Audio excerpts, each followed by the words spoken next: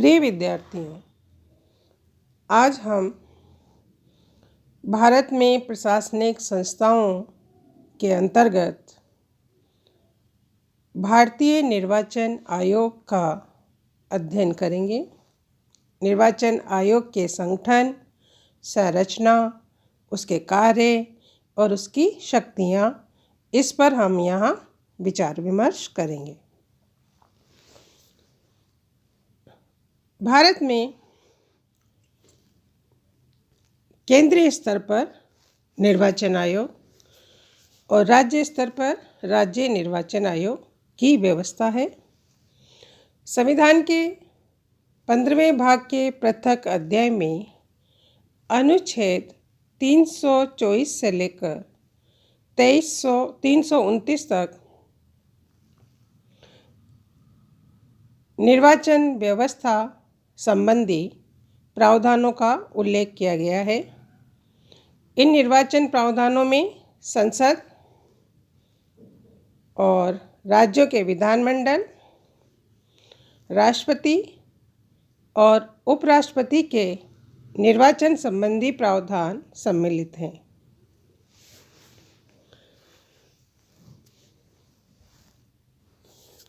भारत में निर्वाचन आयोग की स्थापना 25 जनवरी 1950 को की गई थी और इसीलिए 25 जनवरी को राष्ट्रीय मतदाता दिवस के रूप में भी मनाया जाने लगा है।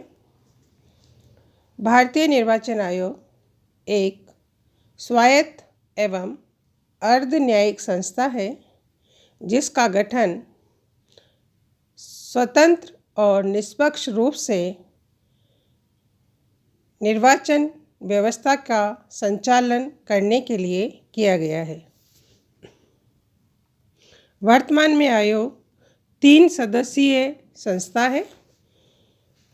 आयोग के अध्यक्ष मुख्य चुनाव आयुक्त होता है। मुख्य चुनाव आयुक्त के साथ 2 अन्य चुनाव आयुक्त भी नियुक्त किए जाते हैं। इस तरह ये जो आयोग की संरचना है वो 3 सदस्यीय हो गई है। पहले ये 1 सदस्यीय आयोग था, किंतु कार्यक्षेत्र की अधिकता के कारण और विशाल जनसंख्या और भूक्षेत्र के कारण यह आवश्यकता महसूस हुई कि इसके आकार को बढ़ाया जाना चाहिए। इसलिए अब इसे 3 सदस्यीय आयोग कर दिया है। आयोग के अध्यक्ष मुख्य चुनाव आयुक्त होते हैं और 2 अन्य चुनाव आयुक्त मुख्य चुनाव आयुक्त के साथ कार्य करते हैं। वर्तमान में सुनील अरोड़ा भारत के मुख्य निर्वाचन आयुक्त हैं। मुख्य निर्वाचन आयुक्त की नियुक्ति राष्ट्रपति द्वारा की जाती है। आयुक्त की नियुक्ति 6 वर्ष या 65 वर्ष की आयु तक जो भी पहले हो के लिए की जाती है। आयुक्त का स्तर सर्वोच्च न्यायालय के न्यायाधीश के समकक्ष होता है। मुख्य चुनाव आयुक्त को संसद द्वारा महाभियोग पर केवल राष्ट्रपति द्वारा ही हटाया जा सकता है। दोनों चुनाव आयुक्तों की नियुक्ति भी राष्ट्रपति द्वारा की जाती है। इनकी नियुक्ति 6 वर्ष या 62 वर्ष जो भी पहले हो तब तक के लिए की जाती है। भारतीय निर्वाचन आयोग के पास अपना एक पृथक सचिवालय है जो समस्त प्रशासनिक कार्यों का संचालन करता है। आयोग का सचिवालय नई दिल्ली में स्थित है जिसमें लगभग 300 अधिकारी और कर्मचारी वर्तमान में कार्यरत हैं। आयोग में 2 या 3 उप निर्वाचन आयुक्त और महानिदेशक पदस्थित हैं। निदेशक, प्रधान सचिव, सचिव, अतिरिक्त सचिव, संयुक्त सचिव, अवर सचिव और उप सचिव, उप निदेशक आदि अनेक अधिकारी जो अन्य 2 उप निर्वाचन आयुक्त हैं उनकी सहायता के लिए नियुक्त किए गए हैं। आयोग को अपने कार्यक्षेत्र की दृष्टि से अनेक संभागों में, शाखाओं में और अनुभागों में विभक्त किया गया है। आयोग के मुख्य कार्य हम स्क्रीन पर देख सकते हैं। आयोग का सबसे मुख्य कार्य देश में लोकसभा, राज्यसभा, राष्ट्रपति, उपराष्ट्रपति, राज्यों की विधानसभाओं के निर्वाचन व्यवस्था का संचालन करना होता है। और जो स्थानीय संस्थाएं होती हैं, जैसे नगरीय संस्थाएं, ग्रामीण संस्थाएं, इन संस्थाओं के निर्वाचन की व्यवस्था राज्य निर्वाचन आयोग देखता है। तो चुनावों के प्रधान कार्य को करने के लिए आयोग को सर्वप्रथम जो कार्य करना होता है वो है निर्वाचन क्षेत्रों का परिसीमन करना। निर्वाचन क्षेत्रों का परिसीमन करने के पश्चात ही यह तय किया जाता है कि इस विधानसभा क्षेत्र में इसकी सीमा कहाँ तक होगी और कौन कितने विधायक होंगे। इस तरह का निर्धारण होने के बाद ही फिर आगे कार्रवाई स्टार्ट होती है।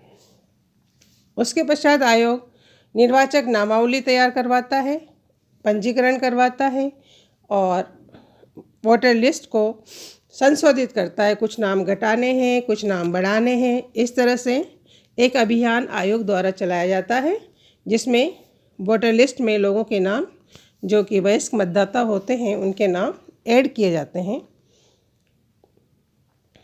राजनीतिक दलों को मान्यता देना और उन्हें चुनाव चिन्ह आवंटित करना, ये आयोग का मुख्य काम है। चुनाव के दौरान आचार संहिता का निर्धारण करना, सांसद और विधायकों की अयोग्यता के मामलों में राष्ट्रपति और राज्यपाल को परामर्श देना, चुनावों का निरीक्षण करना, राजनीतिक दलों को पंजीकृत करना और उसके बाद उन्हें राष्ट्रीय या राज्य स्तरीय दलों का दर्जा प्रदान करना, चुनाव कार्यक्रमों का निर्धारण करना, प्रत्याशियों के नामांकनों की जांच करवाना, निर्वाचन व्यवस्था से संबंधित विवादों का निपटारा करना। कई विवाद उठते हैं जब निर्वाचन प्रक्रिया चल रही होती है, तो हमने आयोग को अर्ध न्यायिक प्रकृति के कार्य भी दिए हैं। आयोग अपने स्तर पर इन विवादों का निपटारा कर सकता है। आयोग राष्ट्रपति को ये सलाह देते हैं कि किसी राज्य में चुनाव कराए जाने की स्थिति है या नहीं है। चुनाव कार्यप्रणाली का सर्वेक्षण करना। आयोग को यह अधिकार है कि वहाँ यदि अनियमितता की या दुरुपयोग होने की शिकायतें आयोग के पास पहुँचती है तो उस निर्वाचन क्षेत्र के मतदान को आयोग निरस्त कर सकता है। चुनावों के दौरान प्रत्याशियों द्वारा कितना खर्च किया जाएगा, उस खर्च की सीमा का निर्धारण भी आयोग पहले से ही कर देता है। मुख्य निर्वाचन आयुक्त राज्य सरकार से सलाह करने के बाद राज्य के मुख्य निर्वाचन आयुक्तों की नियुक्ति करता है।